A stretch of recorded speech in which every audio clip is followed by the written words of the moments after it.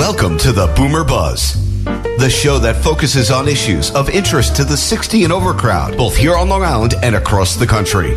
Listen as experts keep you informed about the latest health solutions, financial options, and lifestyle choices, both for senior citizens and their families. Now, here are the hosts of the Boomer Buzz, Dr. Lamarr Stanford and Patricia Stanford, corporate wellness consultant, on the voice of Nassau Community College, 90.3 WHPC. Welcome to the Boomer Buzz, where each week we'll give you the buzz on how to stay healthy, wealthy, and wise after the age of 60. Today we're speaking again with Josh Jalinsky, who is widely known in this part of the country as the financial quarterback. He hosts a weekly radio show on Saturdays and Sundays on WOR in New York. And he has every type of financial certification you can imagine, so he's definitely a credible authority on financial planning for us baby boomers. He also recently wrote a book and published. It's on Amazon and other outlets called The Retirement Reality Check. Welcome back to the show, Josh. It's an honor Great to be with you again. It's an honor to have you with us.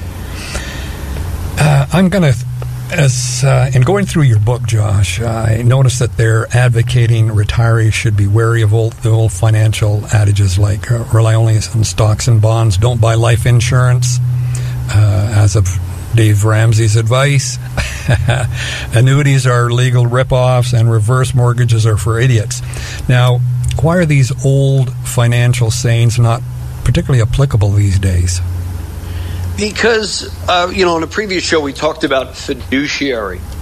And when I entered the business, I was shocked at how these people that I trusted, the financial sort of media cartel, if you will, the big names, a lot of guys, like you mentioned, Ramsey, does great on getting out of debt, right? And not buying stupid stuff. Yep. That's his claim to fame. But then when you go to investments or insurance, they'll say stuff like, oh, life insurance is a ripoff. Well, I never met any widow at a funeral who returned a life insurance check. Nor have I heard of any widower at a funeral who returned a life insurance check. And I've met many wealthy people who've had life insurance. And so when I was in the business, I was new to the business. I was 22, 23. We would do extensive due diligence on what people earned. And I would say to everybody, like, show me all your insurances, all your investment statements. And I found out something quite remarkable. The old life insurance policies that they had from some demutualized companies, some mutual companies, were earning 3%, 4%, 5% consistently with no risk and no market volatility. And I sort of came of age financially, so to speak, in the 90s, and then in the 2000 and 2002 era, where the market went down 3 straight years in a row. So I saw people, they would show me their statements, their market money would go down, but their insurance values did not. And so it led me to rethink the traditional financial paradigm that we are taught. And what I learned is products are not all good or bad. They're tools. So insurance is one, annuities another, reverse mortgages are another. And I found that we all like a soundbite, right? Yep. So we want to be told life insurance is a ripoff. We don't want to be told we'll get an in-force illustration from the insurance company, compare that to the contract, read the contract. We don't want to read the contract. We want to have a simple soundbite, good or bad. And I think that's true with all of these things. There are good annuities and bad annuities. There are good reverse mortgages and there are bad reverse mortgages. There are good stocks and bad stocks. There are good funds and bad funds. There are good whatever. So the thing is to look at each contract on its own merits. What is it promising? What does it cost? And, what are the benefits and what are the costs? Very simple. But few people do that. And even people going around calling themselves fiduciary, if they use kind of carte blanche all or nothing. That's the old either or fallacy from college, right? Right. Either you buy mutual funds or you don't. And that's what some of these people, and my father, and I talk about our personal story in the 90s, lost everything. Why? He followed the traditional adage. He put all of his money in the market, in index funds. Then he had his cardiac events, a bunch of cardiac events, and he had to liquidate his holdings during the downturn of 2000, 2002. He never recovered financially. And I kind of wrote the book, Retirement Reality Check, in honor and in dedication to my parents, as well as my beautiful wife and kids, because they followed the traditional paradigm and it failed them.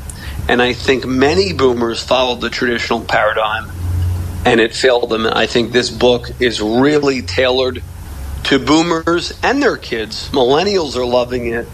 And even retirees, people the greatest generation earlier, they're loving it too. Mm-hmm.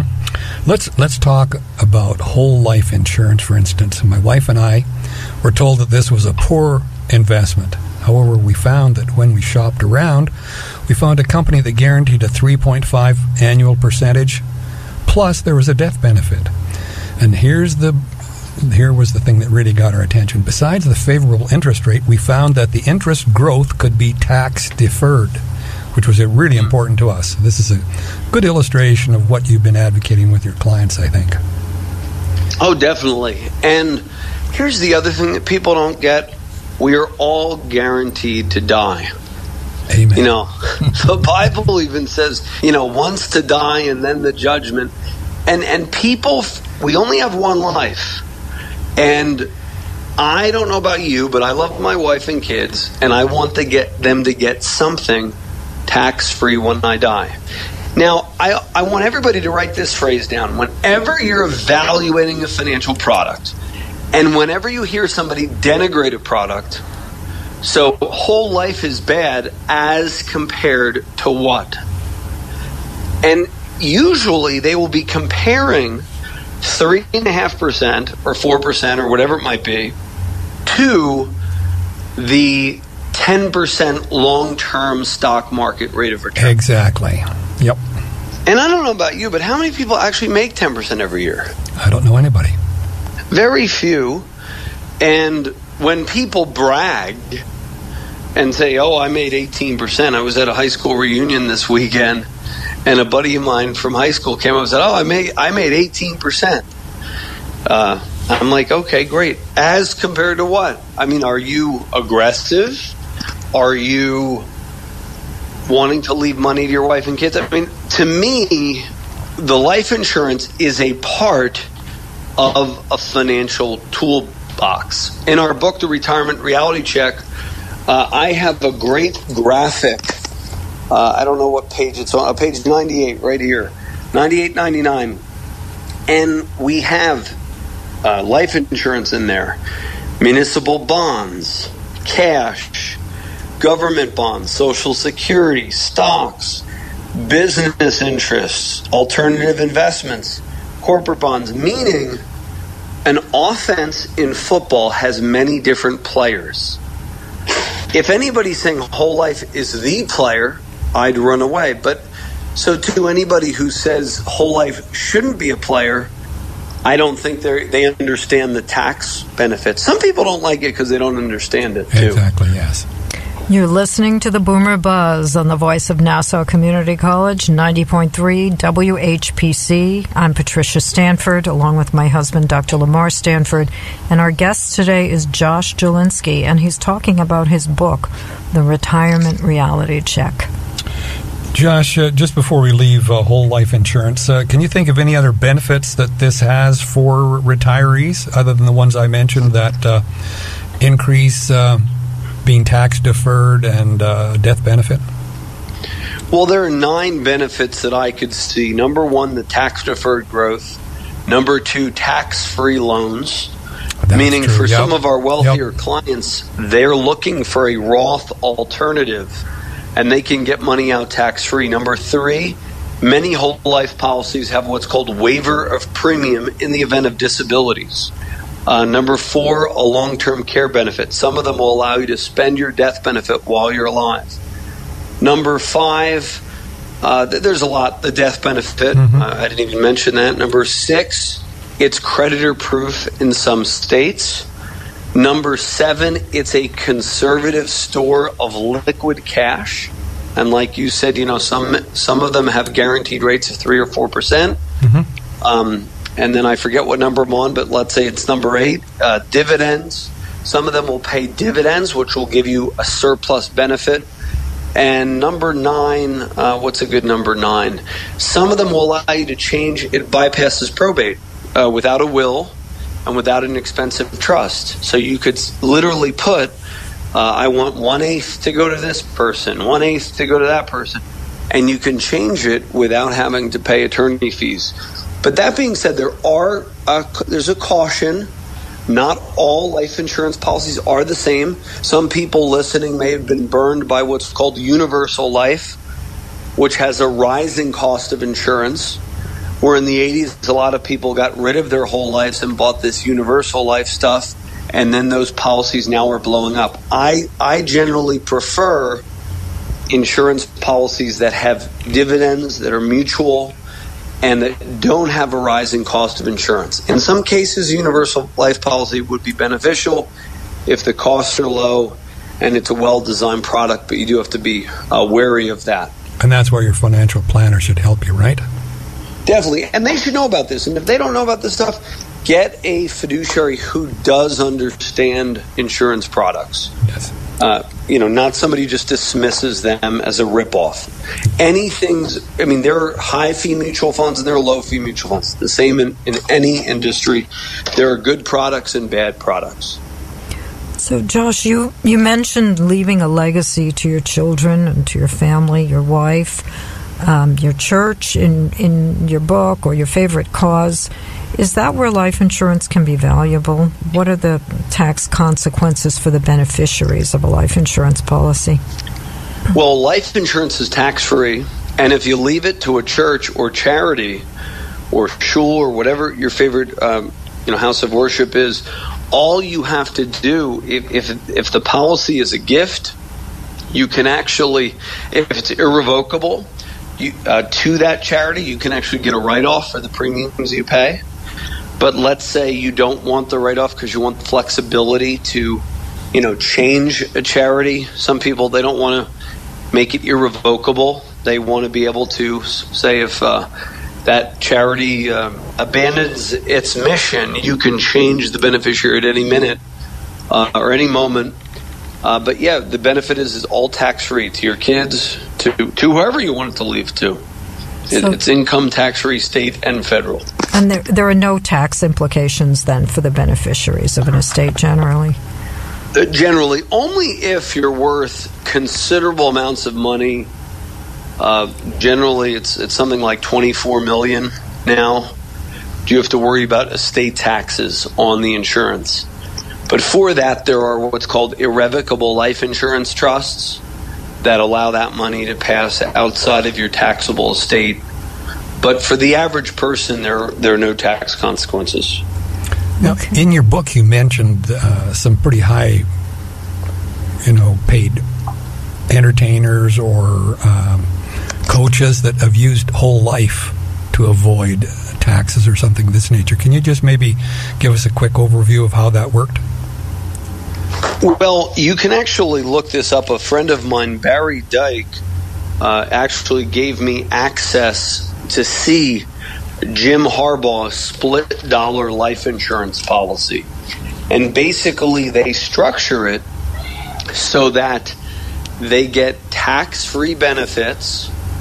Now, split dollar is a little different because what happens is there's a loan for this policy, so I don't want to get too heady with this strategy. Mm-hmm. Yeah. But essentially, big-time college coaches, from Lou Holtz, former coach of Notre Dame in South Carolina, to current Dabo Swinney, defending national championship of Clemson football, they're opting to be taxed in the form of life insurance because they want all the tax-free growth from now to when they retire. So a lot of college coaches, Jim Harbaugh of University of Michigan, they're getting, some of them, $1 million premium.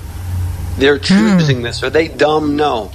There are tremendous tax benefits. A lot of wealthy corporations like Comcast have done this. Many different corporations.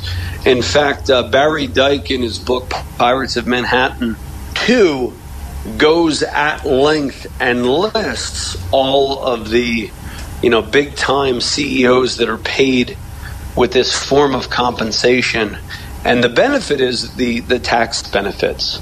They're basically taxed on the premiums, but all that cash value grows tax deferred and they can pull it out tax free so long as they pay tax on the premiums they're getting. It's great, yeah. You're listening to the Boomer Buzz on the voice of Nassau Community College, 90.3 WHPC.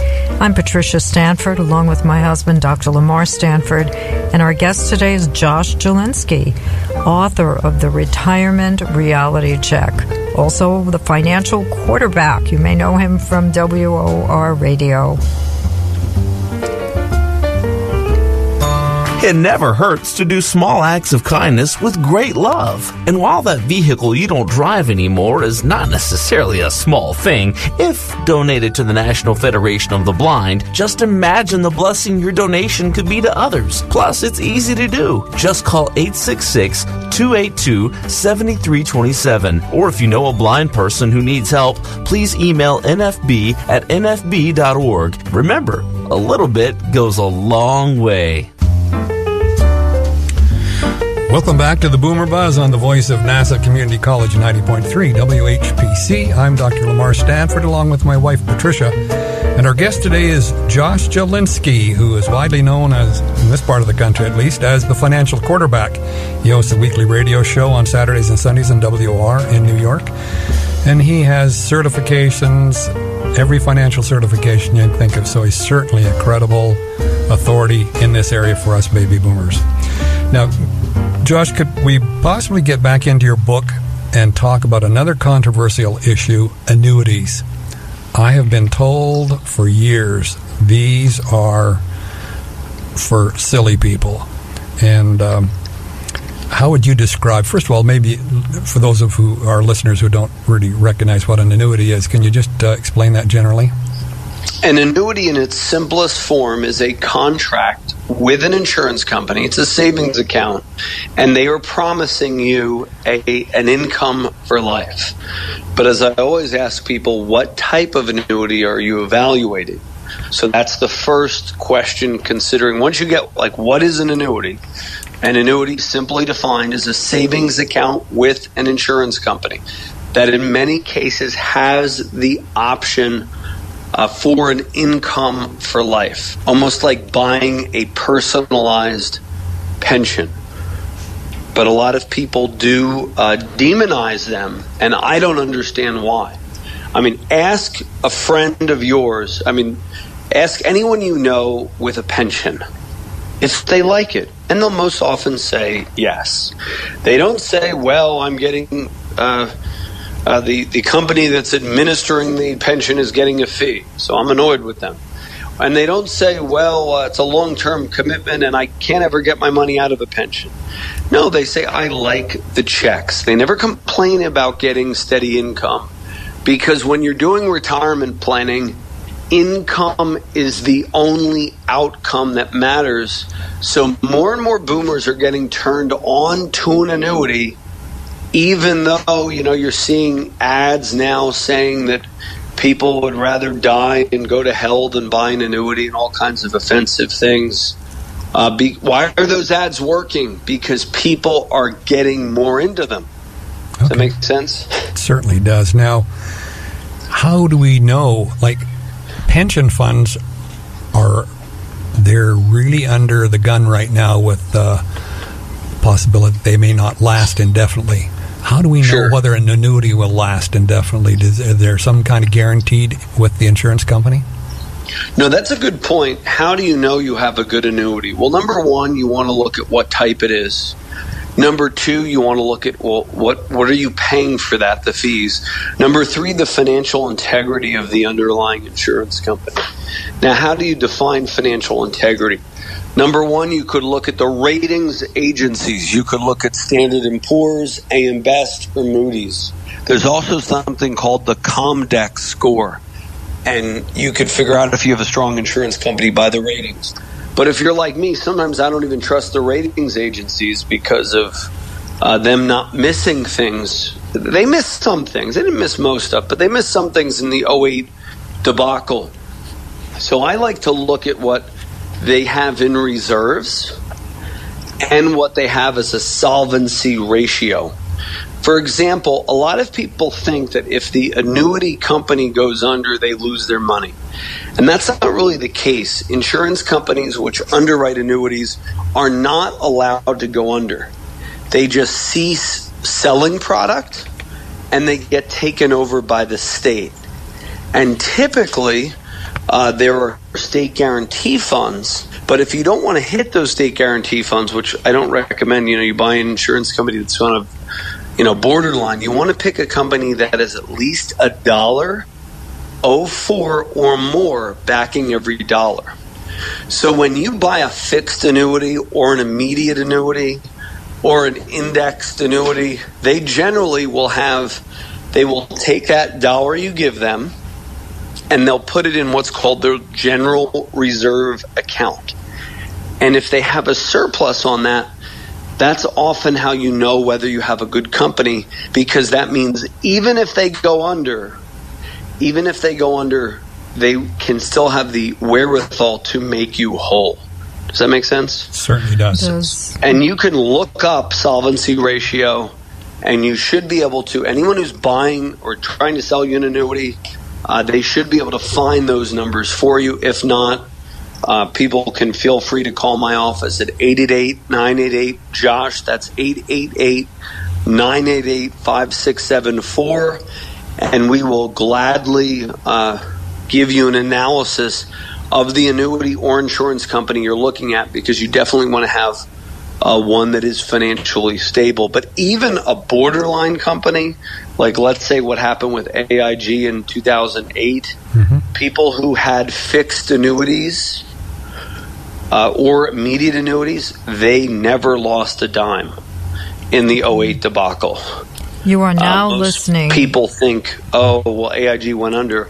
Well, their life insurance and fixed annuity division kept its financial strength. It was really the side that had to deal with investment banking and insuring of credit default swaps. Really had nothing to do with a fixed annuity or life insurance contract. Now, variable annuity, your money's in the market, so it could go down because it's in mutual funds. So that's a different animal altogether.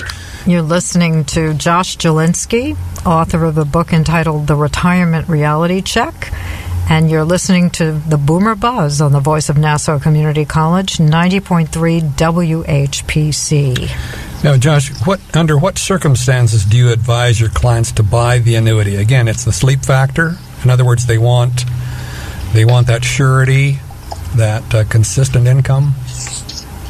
Yeah, so I'll give you an example. There's a gentleman I'm thinking of. He purchased an annuity a couple of years ago, and it helped him have better SWAN insurance, sleep well at night insurance, like a SWAN, SWAN. But, for example, a lot of people have a lot in cash right now on the sidelines. They're waiting for another crash that never seems to materialize. So those are people who would be good candidates for an annuity because they're not having the money in the market anyway. So they don't have the risk tolerance for the market. Also, somebody who's a candidate annuity is somebody who says, well, I want 60% of my money in the market.